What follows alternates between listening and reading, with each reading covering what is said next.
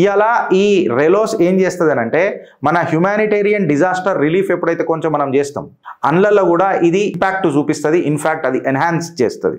మన see endurance ఉంటుంది కదా, మిషన్ రేంజ్ ఉంటుంది కదా, అది పెంచుతుంది. Predictability, trust, long term defence పార్ట్నర్షిప్ని నమ్మకం కంకణం కడుతుంది ఈ రెలోస్ అగ్రిమెంట్. రష్యాకు కూడా దీంతో ఒక గెయిన్ ఉన్నది, దానికి కూడా గెయిన్ అవుతుంది, లాభాలు ఉన్నాయి. ఏం లాభాలు ఉన్నాయి అని అంటే రష్యాకి హిందూ మహాసముద్రంలో యాక్సెస్ దొరుకుతుంది.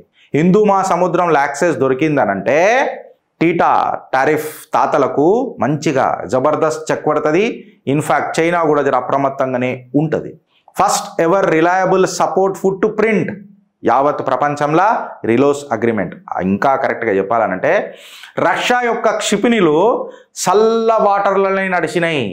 జర్రా గర్మీ ఎట్లుంటుందో, భారత్ భూభాగం ప్రేమ ఎట్లుంటుందో, దా పుతిన్ దా నీ క్షిపణులను తీసుకొని అని ఇలా హిందూ మహాసముద్రం ఆహ్వానం పలికింది రష్యాకి.